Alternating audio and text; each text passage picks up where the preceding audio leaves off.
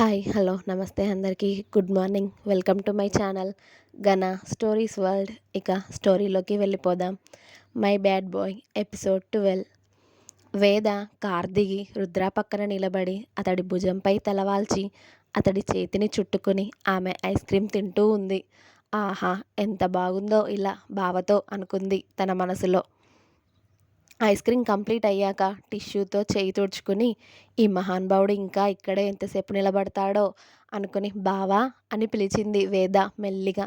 ఏంటే అన్నాడు రుద్ర. ఇంటికి వెళ్ళిపోదాం బావా, లేట్ అవుతుంది అంది వేద చుట్టూ చూస్తూ. నేనుండగా నీకు భయం ఏంటే అంటూ రుద్ర వేద వైపు తిరిగి తనను పట్టి పట్టి చూస్తూ car back side door open చేశాడు. ఇప్పుడు వీడు బ్యాక్ సైడ్ డోర్ ఎందుకు ఓపెన్ చేస్తున్నాడు అనుకుంటూ అయోమయంగా చూసింది వేద. రుద్ర డోర్ ఓపెన్ చేసి వేదని అతడి దగ్గరికి లాక్కొని ఆమెను బ్యాక్ సీట్లో కూర్చోబెట్టి తర్వాత అతడు కూర్చుని డోర్స్ లాక్ చేశాడు. ఇప్పుడు వీడు ఏం చేయాలనుకుంటున్నాడు అనుకుని రుద్రనే చూస్తూ ఉంది వేద. రుద్ర వేదని సీట్ వెనక్కి నెట్టి ఆమె మీదకి వాలుతూ ఆమె పెదాలనే చూస్తూ ఉన్నాడు సూటిగా. అతడి చూపుల తాకిడికి అప్పటికే వేద పెదవులు వణుకుతూ ఉన్నాయి.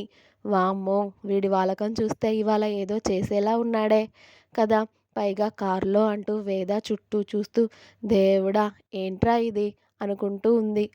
రుద్ర అతడి బలమైన దేహాన్ని వేద ఒంటికి తాకించి ఆమె పెదవి చుట్టూ అంటుకున్న ఐస్ క్రీమ్ని అతడి నాలుకతో లీక్ చేసి ఆమె పెదాలని అందుకున్నాడు. అంతే, వేద పాప కరెంట్ షాక్ కొట్టిన కాకిలా బిగుసుకుపోయింది. వేద ముద్దుకి రెస్పాండ్ అవ్వకపోవడంతో రుద్ర తన నడుముని సున్నితంగా ప్రెస్ చేశాడు. అప్పుడు ఈ లోకంలోకి వచ్చి పడ్డ వేద ఆ ముద్దుకి మైకంలోకి వెళుతూ అతడి వీపుని చుట్టేసింది. ఎలాంటి గొడవ, ఎలాంటి ఇబ్బంది లేకుండా చాలా స్మూత్గా సాగిపోతుంది ఆ కిస్. 10 నిమిషాలు ఆమెను ముద్దు పెట్టుకొని మెల్లిగా ఆమె పెదాలను వదిలి అతడు మాత్రం లేవకుండా అలానే ఉండి ఐస్ క్రీమ్ ఇంత టేస్ట్గా ఉంటుందని నాకు తెలియదే అన్నాడు రుద్ర చాలా గుసగుసగా. అతడు మాట్లాడుతున్నప్పుడు అతడి శ్వాస ఆమె మెడవంపున తగిలి ఆమె ఒళ్ళు అలజడికి గురవుతూ ఆమె పయ్యద భారమయ్యింది. ఎందుకురా ఇలా చంపుతున్నావు రోజు, ఈ స్వీట్ టార్చర్ ఏంట్రా నాకు అనుకుంటూ ఉంది వేద అతడి కళ్ళల్లోకి చూస్తూ. ఏంటే అలా చూస్తున్నావు, ప్రొసీడ్ అయిపోదామా అన్నాడు రుద్ర. అంది వేద. ఇంకా ఎన్ని రోజులే ఇలా అన్నాడు రుద్ర. మరి మన పెద్దలు పెళ్లి చేసేదాకా నువ్వు ఆగొచ్చు కదరా, ఎందుకు ఈ వేషాలు అన్నీ అనుకుంది వేద బయటికి. అంటే ఇప్పుడే తాళి కట్టినా కట్టేస్తాడు అని. అతడి పర్ఫ్యూమ్ స్మెల్ ఆమె నాసికని తాకి ఇంకా మత్తుగా అనిపిస్తూ ఉంటే అసలు వీడు కాదు, నేనే ఏదో చేసేలా ఉన్నాను వీడిని అని. బావా ఇంటికి వెళ్ళిపోదాం ప్లీజ్ అంది వేద. ఓకే అంటూ అప్పుడు వేదపై నుండి లేచి కూర్చున్నాడు రుద్ర పక్కనే. వేద చెదిరిన తన జుట్టుని సరిచేసుకుంటూ అతడి కాలర్ ముడత పడడంతో రుద్ర వైపు తిరిగి అతడి కాలర్ని సెట్ చేస్తూ ఉంది అతడిని చూడకుండా. రుద్ర మాత్రం వేదనే చూస్తూ ఉన్నాడు, ఆమె చేసే పనులను. వేద అతడి షర్ట్ సరిచేస్తూ ఉంటే ఓయ్ అని చాలా మెల్లిగా పిలిచాడు రుద్ర. హా అంది. ఒక కిస్ ఇవ్వవే అని అడిగాడు రుద్ర. ఇప్పుడే కదా తీసుకున్నావు, ఇంకేంటి నీకు అంది వేద. నువ్వు ఇచ్చావనుకో 2 నిమిషాల్లో వదిలిపెడతా, అదే నేను ఇచ్చాననుకో నైట్ అంతా మనం ఈ కారులోనే ఉంటాం అని సీరియస్గా అన్నాడు రుద్ర. ఈ బెదిరించడం ఏంట్రా అయ్యా, బై బర్త్నే నేర్చుకున్నావా, బుజ్జగించడం అనేది అసలు వీడి డిక్షనరీలోనే లేనట్టుంది అనుకుని వేద నిట్టూర్చి ఓకే అంటూ చప్పున అతడి పెదాలపై ముద్దు పెట్టి వెనక్కి జరిగింది. అలా ఏం వద్దు నాకు అన్నాడు రుద్ర. ఇంకా ఎలారా బాబు, నేనేమైనా ముద్దు ఎలా పెట్టాలో ట్రైనింగ్ నేర్చుకున్నానా ఏంటి అనుకుంటూ సరే మళ్ళీ ఇద్దామని వేద ముందుకు జరిగితే రుద్ర వెనక్కి జరిగాడు. దాంతో అతడి ఎదపై వేద పెదవులు ప్రింట్గా పడిపోయాయి. ఇద్దరూ ఒకేసారి రుద్ర వేసుకున్న వైట్ షర్ట్ని చూసేసరికి అతడి హాట్ ప్లేస్లో వేద లిప్స్టిక్ పెదవులు గుర్తులు చక్కగా ముద్ర పడిపోయాయి.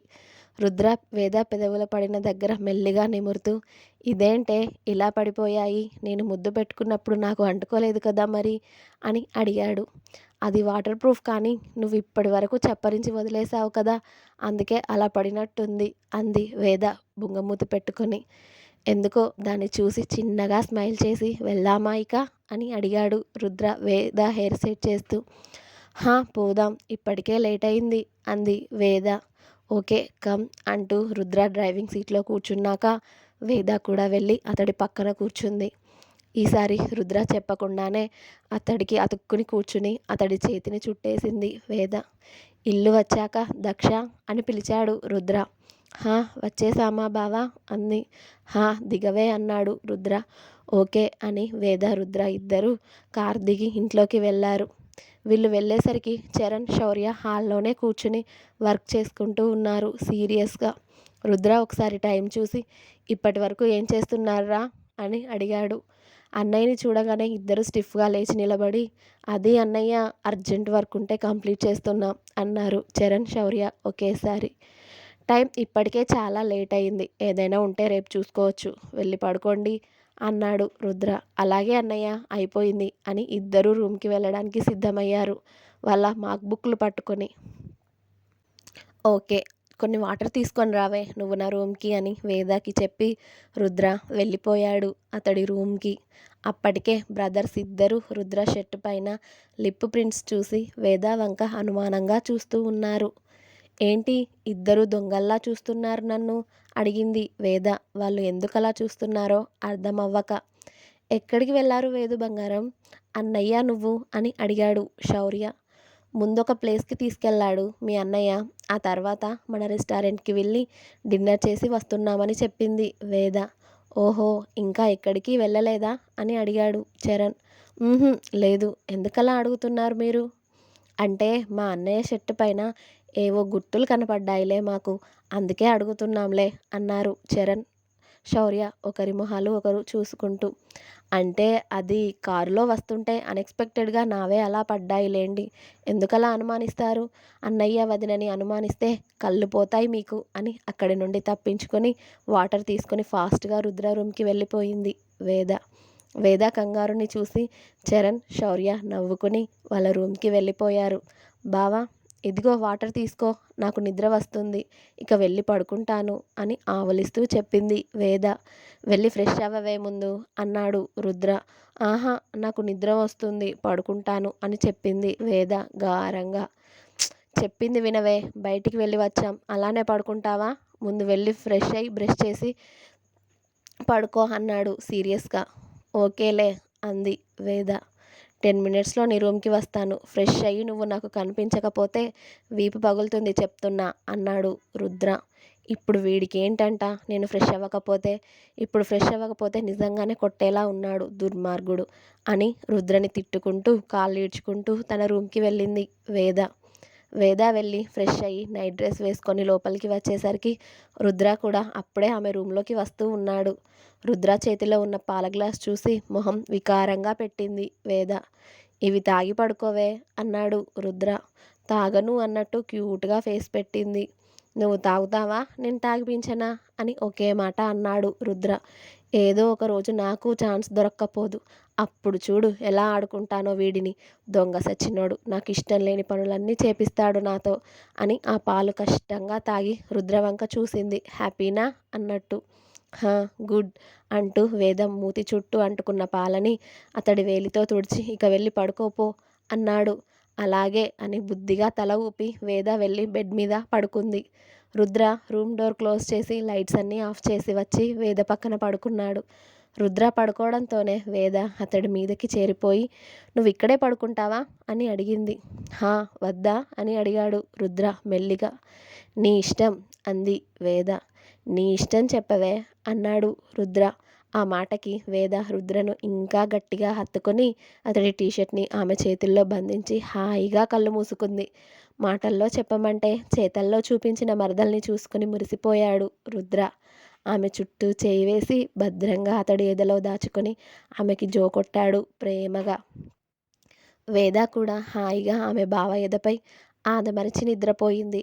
ఉదయం వేద నిద్ర లేచేసరికి రుద్ర అక్కడ లేకపోవడంతో అతడు ఆ టైంలో ఎక్కడుంటాడో తెలిసి జిమ్ రూమ్కి వెళ్ళింది నిద్రమొహంతోనే. వేద అక్కడికి వెళ్ళేసరికి రుద్ర పుషప్స్ చేస్తూ ఉంటే శౌర్య థ్రెడ్మిల్పై రన్ చేస్తూ చరణ్ ఏమో వెయిట్ లిఫ్ట్ చేస్తూ ఉన్నారు. వేద కళ్ళు నులుముకుంటూనే వెళ్ళి బావా అని పిలిచింది.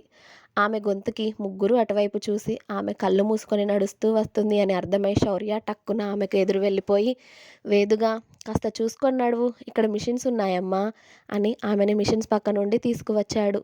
రుద్ర వేదని చూసి లేచి నిలబడ్డాడు. వేద వాళ్ళ అన్నయ్య కోసమే వచ్చిందని అర్థమై ఇక ఆ రూమ్లో నుండి బయటికి వెళ్ళిపోయారు చరణ్ ఇంకా శౌర్య. బావా అని మళ్ళీ పిలిచింది వేద రెండు కళ్ళు నులుముకుంటూనే.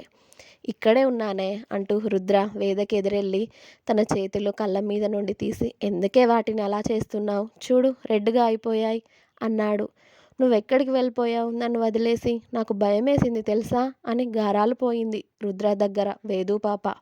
ఎందుకే అని అడిగాడు రుద్ర పిచ్చి పిచ్చిగా ఉన్న ఆమె జుట్టునంతా తీసి పైకి ముడిపెట్టి క్లిప్లో బంధించాడు. ఏమో నేను లేచేసరికి నువ్వు కనబడలేదు, అందుకే నిన్ను చూడాలి అనిపించి ఇలా వచ్చాను అని చెప్పింది క్యూట్గా వేద. సరే చూడు మరి అన్నాడు రుద్ర ఆమె మొహాన్ని అతడి చేతుల్లోకి తీసుకుని. కళ్ళు మెల్లిగా కొడుతూ రుద్రని చూసి, ఏం చేస్తున్నావు, నీ జిమ్ అయిపోయిందా అని అడిగింది. హా ఇప్పుడే ఫ్రెష్ అవుదాం పదా అన్నాడు రుద్ర ప్రోటీన్ డ్రింక్ సిప్ చేస్తూ. అప్పుడేనా అంది వేద. అప్పుడేనా ఏంటే, టైం చూసావా ఎంత అవుతుందో అంటూ వేద ఇంకా నిద్రమత్తులోనే తులుతూ నడుస్తూ ఉండేసరికి ఆమెను రెండు చేతుల్లో ఎత్తుకున్నాడు రుద్ర. వేద రుద్ర మెడ చుట్టూ చేతులు వేసి, నేను నడుస్తాను బావా, ఎందుకు నన్ను ఎత్తుకున్నావు, నీకు నేను బరువుగా ఉంటాను, దించేసేయి నన్ను అంది. హా చాలా బరువున్నావే నువ్వు, బాగా తింటావు కదా అందుకే అంటూ ఆమె మెడ మీద కసుక్కున కొరికాడు. అబ్బా బావా నువ్వలా కొరకకు, నాకు లొప్పిలేస్తుంది, పైగా ఘాట్లు కూడా పడుతున్నాయి తెలుసా, ఎవరైనా చూస్తే ఏమని చెప్పను అంది అమాయకంగా వేద. ఆ ప్లేస్లో ఎవరు చూస్తారే అని అడిగాడు రుద్ర. మీ అమ్మ మా అమ్మ చూస్తారు, వాళ్ళు అడిగితే ఏం చెప్పను అంది. ఏమని చెప్తావే, బావ కొరికాడు అని చెప్పు అన్నాడు రుద్ర. హా అప్పుడు కదా నాకు తన్నులు పడేది, నీ మీద ఎవరు చేయి వేయర్లేవే, ఫ్రెష్ అవుతావా నేను చేయించనా అన్నాడు రుద్ర ఆమె కళ్ళల్లోకి సూటిగా చూస్తూ. హా దుర్మార్గుడు, చూపులతోనే కాపురం చేసేలా ఉన్నాడు ఈ పిల్లోడు అనుకుంటూ, నేను చేస్తాలే నన్ను దించేసేయ్ అంది వేద ఆమె రూంలోకి వచ్చాక. మొహమాట పడకే, నేనే కదా చెప్పు, హెల్ప్ కావాలా అన్నాడు రుద్ర అతడు వేసుకున్న బనియన్ కూడా విప్పుతూ. అతడి బలమైన దేహాన్ని చూస్తూ గుటకలు మింగుతూ, వేద ప్లీజ్ బావా వెళ్ళిపో నీ రూమ్కి అంది. దేవుడా అది బాడీనా ఇంకేమైనానా, అలా ఉందేంట్రా బాబు, నీకన్నా ముందు నేనే టెంప్ట్ అయిపోయేలా ఉన్నాను అనుకుంటూ ఉంది వేద తన మనసులో. ఇంకా ఉంది, నెక్స్ట్ ఎపిసోడ్ రేపు వస్తుంది. Please like share comment and subscribe my channel. మీకు నా స్టోరీ నచ్చితే ఖచ్చితంగా లైక్ చేసి కామెంట్ చేసి షేర్ చేయండి.